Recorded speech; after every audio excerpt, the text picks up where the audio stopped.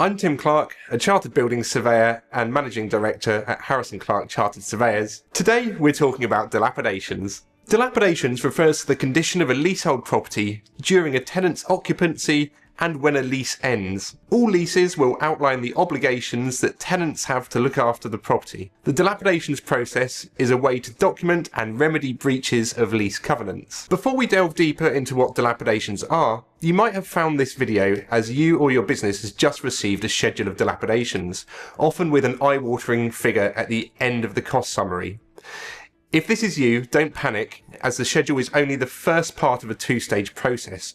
I'll discuss these two stages later on. The word dilapidations makes it sound like it is concentrated on the actual state of repair, or more accurately disrepair, of a building. While this is mostly the case, the lease clauses that most commonly govern a dilapidations claim relate to repair, redecoration, statutory compliance, alterations and reinstatement, and yield up, that is, how the building should be given back to the landlord.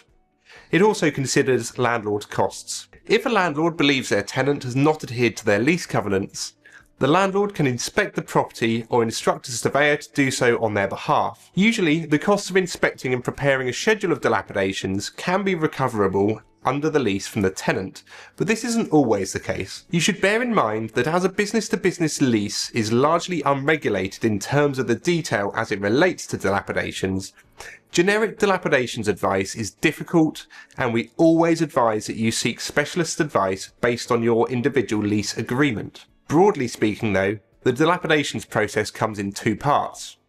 Firstly, a claim is prepared, and in the second stage, through negotiation, the party's loss, normally the landlord's, will be quantified. The financial claim is set out in a schedule of dilapidations. A schedule of dilapidations is a formal report that will document the breakdown of remedial works needed to be carried out to reinstate the property to the condition as agreed in the lease. The report will document the exact breaches, how to remedy them, as well as estimated costs.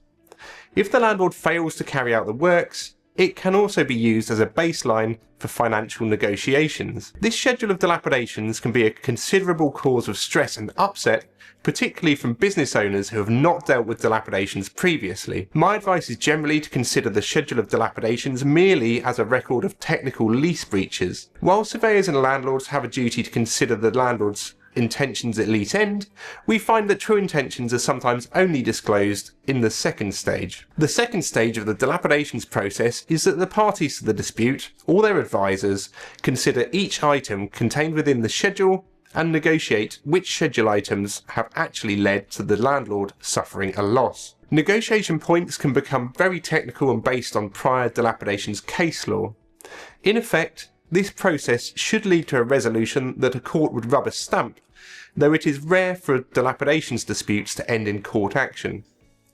Personally, I've never had a dilapidations case go to court, but I have managed to retrieve two from the court system, having managed to resolve the disputes following a late appointment. As there is such complexity in a dilapidations claim, it is always advisable to appoint a specialist dilapidations surveyor to represent your interests, whether as a landlord bringing a claim or a tenant defending a claim. While many building surveyors offer dilapidations as a service line, the majority do not specialise in this area. I have also yet to see an unrepresented party to a dilapidations dispute successfully negotiate themselves to a position which couldn't have been materially improved following the advice of a good dilapidations surveyor. So while it's tempting to take matters into your own hands, it is likely that you will end up leaving money on the table even after fees are considered. A landlord who fails to deal with dilapidations can encounter financial implications in terms of not being able to re-let a property in disrepair, or suffering a loss through diminished capital value of their property.